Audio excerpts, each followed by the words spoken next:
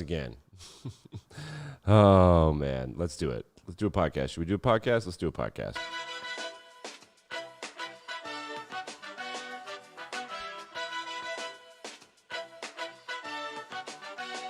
You have time. Pass to the sideline. Hines. He does well. Here is a carry by Hines. Bouncing off bodies inside the 20. Foot race. Hines. Touchdown.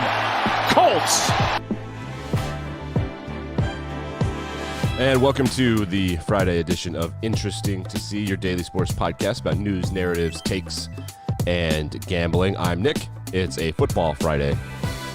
Like, rate, review, subscribe. We're live on YouTube and Facebook every day now. You can friend request me, and I will be your friend, perhaps, if you would like to do something like that. I think that doesn't seem unreasonable to me. We're going to talk about football all day, but we have to start with the two things that broke the internet yesterday. The first thing is that Dave Portnoy apparently got jiggy with it with a couple female employees, and that was reported in what was a debatable piece of journalism by a Business Insider reporter, and then all of the Barstool employees came out and they defended him. Everybody hates him. Everybody loves him. It was like a thing that people had to address. He seems like a creep to me.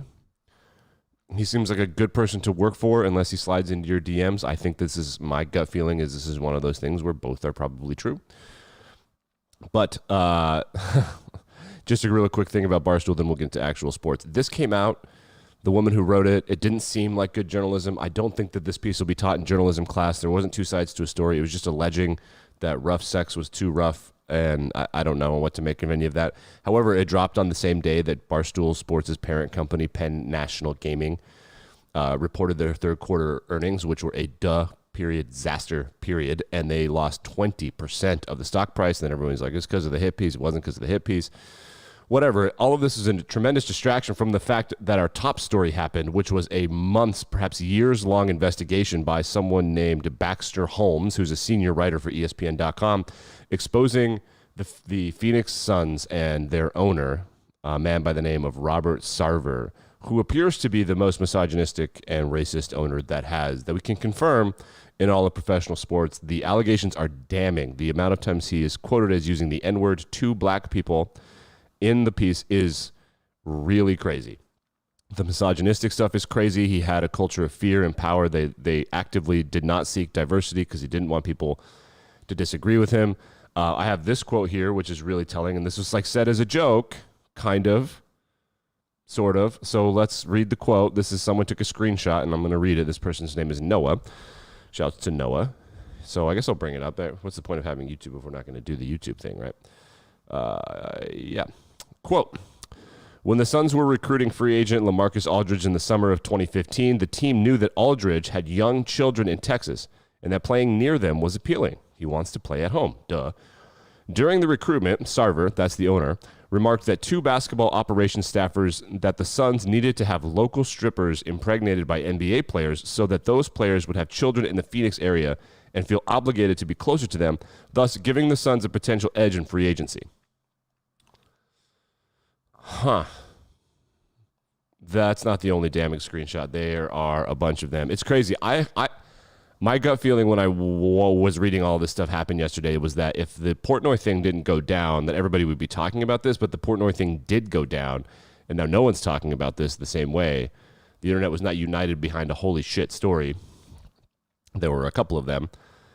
This journalism is far better than the Business Insider journalism, in my opinion, and I did go to school. I am qualified to make an opinion about that. It's bad. I thought that the Suns might like hold out and not play for him anymore. I don't know what's going to happen, but the way the NBA and most leagues are set up this way, the owners can get together and just be like, hey, buddy, you're going to sell the team now. Or they can just kick him out. Both of those things are possible, and I don't think that he survives this. The only thing is that there's no like recording of this. There's no tape, there's no audio, there's nothing that people can play on Good Morning America, and that's what happened to Ray Rice. That's what happened to, I forget the Clippers guy's name. That's what happened to the Carolina Panthers guy. When there's no recording, people don't seem to care as much. We do have an update on the story. The Wall Street Journal and NPR are reporting that the NBA is now investigating Sarver. Some of the quotes from the ESPN piece were like, if they would investigate, they would be appalled. There were people who are basketball scouts in the story saying that if I had known it was this way, I wouldn't have taken the job, which is a crazy thing to say. But now WSJ and NPR reporting that they are going to open an investigation into this situation. And it's just, from what I can tell, it's just going to be he said, she said, unless someone's holding on to some piece of evidence that nobody knows exists, that's entirely possible. It is entirely possible. All right, let's keep it in the NBA real quick before we get to our Football Friday. This is kind of a cool thing and maybe something that we could do for our Game Theory podcast, where there's a new episode of Game Theory out today, so all of the 7 people listening today can listen to Game Theory. We are discussing one of America's most enjoyable game shows ever, and one that we all like to play, especially when we were homesick from school as children, and you know what I'm talking about. But that's coming out. It'll be in the show notes, perhaps. What I'm talking about is a report by the Wall Street Journal. Fridays, maybe it might be Wall Street Journal Sports Coverage Day. They do a pretty good job. They are kind of diving a little bit deeper, a reporter by the name of Ben Cohen, into what's going on in the NBA with scoring. And it's kind of enjoyable.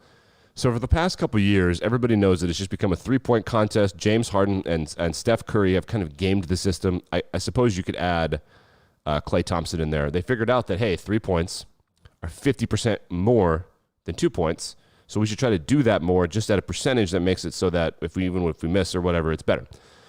The NBA has then become very unwatchable, and everybody's like, this has just become a three-point shooting contest. Well, this year scoring is down, and when I say scoring is down, I mean scoring is like 1970s down. So a couple of things have happened. Thing number one is they stopped calling these loophole rules. What James Harden, the basketball player, would do is he would get people in the air and he would kind of flail around, and he understood how the rules worked at a high level. And the Wall Street Journal compliments him in this piece and said if he was a Wall Street high-speed trader with a Bloomberg terminal, he'd be a billionaire, 100%. He reads the rule book, he takes advantage of the rules. Well, they're not calling that anymore. So there's no free throws. And it's made it a lot more watchable. So the scoring is down, and I remember calling high school basketball games. Scoring gets out of control when there are free throws, because if you're scoring when the clock isn't moving, the scores get inflated. That's how you make comebacks. You try to get to the line as quickly as possible, slow the game down, stop the clock from running. The NBA put their whistle in their pocket. Like, a foul is now actually a foul. Thing number two that the Wall Street Journal is alleging is that after having a year or so of adjusting to having no, I guess they call it the third eye in baseball, having no background of these empty stadiums, and then now the fans are back. So there's both the distraction, there's the pressure of the fans, and then they're having to readjust. Everybody who watched the NBA bubble was like, they can't shoot. They haven't had to do it in this kind of environment. Well, then they did, and now they're having a tough time. It's been really fun. People are really liking the games. The games are lasting like 10 to 20% shorter, which is great. One of the big draws for NBA for me as a sports fan is that the games are short. I like that about it. College football will wreck your Saturday just watching one game. It's like 4.5 hours. It's absolutely absurd. But the third part about this that I want to point out is human adjustment. I think that it's sort of like the hot hand fallacy. We all kind of assumed that this would just be the game now. But it turns out that Steph Curry and James Harden and Klay Thompson are actually just freaks. You can't do what Steph Curry can do. What he can do with his body in a repetitive way is crazy. I don't know that there's anybody like him. I kind of suspect he'd be the best quarterback in the NFL just because his ability to control his muscle memory is preposterous. It really is. If he quit basketball and wanted to be the best golfer in the world, I genuinely think he could do it. He could probably drop what he's doing right now in November and qualify for the Masters, because he can control his body. If you think I'm joking, look up his golf scores.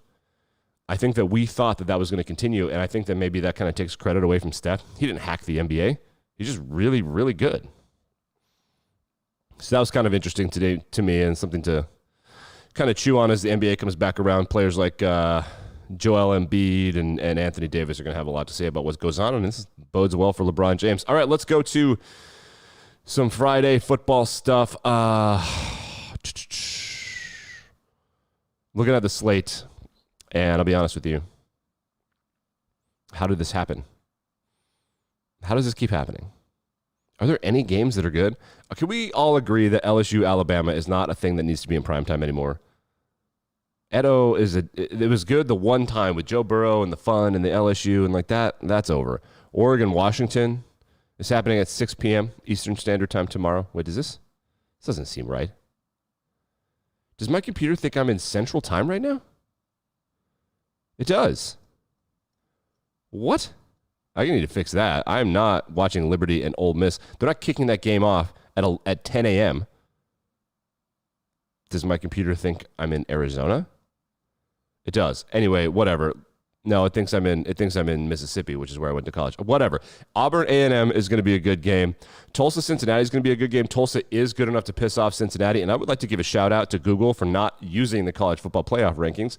Google is using the Associated Press rankings, which has Cincinnati the number 2 ranked team in the country, which is probably where they belong. Tennessee at Kentucky. I like Tennessee in that game. Other interesting games, Wake Forest at UNC. Everybody wants to keep calling bullshit on Wake. Sam Howell is better than any football player that has ever gone to Wake, so we'll see if that's good enough. SMU and Memphis is kind of interesting. This is a good small school weekend. Now that I'm looking at this slate, this is a good, Boise, Fresno, that'll be kind of fun. Ole Miss and Liberty is a huge game for those of us who like a football team in the NFL who sucks, because it's Malik Willis versus Matt Corral. Those two players will be going in the top 5, I suspect, and will be future franchise quarterbacks. It's also interesting because Hugh Freeze, who was really good at Ole Miss, but also like cheated and lied and philandered his way out of town and screwed us. I can say us. I went to Ole Miss. He's coming back to Ole Miss for that game. So it should be that's appointment viewing at noon while you're working out or doing whatever you're going to do. Let's go to the National Football League. The slate's fine. Nothing crazy. The most interesting game by far is Browns at Bengals. This Odell Beckham Jr. thing people are kind of freaking out about. I don't know or really care. I think that he's kind of a prima donna, and he fancies himself good enough to play for someone, I guess, in the league this year, like Josh Allen, Tom Brady, Matthew Stafford, Kyler Murray. It appeared like Baker was trending in that direction. Now we're pretty sure that he's not trending in that direction. Another great game is Vikings at Ravens. The Vikings are one of the best teams in the NFL, despite not being one of the best teams in the NFL, which is kind of fascinating to all of us. Broncos at Cowboys. If the Broncos lose this game, I suspect Vic Fangio will be fired very soon. Texans at Dolphins is interesting for those of you gamblers out there, because Tyrod Taylor's coming back. He played like 1.5 games this year before getting hurt, and then Davis Mills, the rookie, had to play, and it was a disaster. Packers at Chiefs. R.I.P. State Farm, who wanted the Mahomes-Rogers Bowl. They've played each other twice now, Packers and Chiefs. Both times, one of the quarterbacks was hurt.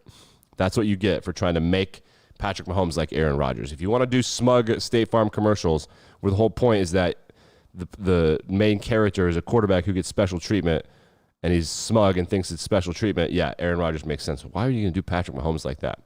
Cardinals at Niners. I think the Cardinals are going to roll in that one. Let's take a look at what Las Vargas has to say. I haven't done this yet. I have bet on the Packers. We'll talk about that in a second. Any interesting spreads here? Can I bring it up? Is it going to fit? Don't do it. I know what you're trying to do. All right. Maybe it's a little small print there. Don't care. Falcons at Saints. Saints -7. The over-under's 42. Ooh. Calvin Ridley stepping away from football. That's probably a pretty good spread. Bills are favored by 14.5 against Jacksonville. That seems low. That might be a good hammer time right there. 14.5 seems low. Cowboys are favored by 10 over Denver. That seems low. Scrolling. Baltimore favored by 6 over Minnesota. Wow, I love Minnesota in that game. I need the hook, though. I need the little dash. I need the 0.5 right there. Don't love that. Arizona is a pick 'em against San Francisco. Essentially, I might pick Arizona money line there. That makes a lot of sense to me. The Packers. Yes, got it. Awesome. I love my boy Kyle in Pennsylvania. So the Packers were 1.5 point underdogs, right? And then Aaron Rodgers tests positive for COVID, so he can't play. And that means that Jordan Love is going to play. And then the line moves to 9.5. Well, let me tell you something. Everyone, including Las Vegas, is having a really difficult time understanding that Kansas City is not good. They were good. They're not good. Nobody knows. Like, it is partially an effort thing. It is partially a Patrick Mahomes has never played in a league that defends him properly. Well, now people are defending him properly, and he doesn't know what to do. He hates he played at Texas Tech, just chuck it down the field. Then he got to the NFL, and they're like, hey, chuck it down the field. And now defenses are like, yeah, well, you're never going to do that to us again. And he doesn't know what to do. Andy Reid doesn't know what to do either. It feels like it's 2005 Philadelphia all over again, where they're begging Andy Reid to run the ball to Westbrook. So the Chiefs are not good, guys. Like, they're not good. They're not a 7.5 point favorite over Green Bay, and Green Bay is getting guys back. They're going to get Devontae Adams back and Alan Lazard back, and the best left tackle in football, Brian Bakhtiari, is apparently going to make his debut in this game. I'm hammering Green Bay, even with Jordan Love, who, by the way, was a first-round pick and apparently has a better arm than Josh Allen and Patrick Mahomes. That's a real thing that scouts actually think and believe, and they all are in unanimity? Whatever. Don't care. Don't make fun of me for that. They all unanimously agree that he has got a better arm than those guys. He looks like Josh Allen. He plays like Josh Allen. So 7.5 points, 9.5 points for Green Bay, please. Kansas City's not good. They're just not good. The Steelers are favored by 6.5 over Chicago. Oh, I kind of like Chicago. But Chicago's getting their head coach back, so that's actually bad news for them. The primetime games this week are Ravens at Dolphins. Oh, no, that's Thursday night. Oh, thank God. Okay, so the primetime games this week are Titans at Rams, which should just be an ass-kicking by the Rams. Derrick Henry is out. RIP to all the fantasy owners that had him.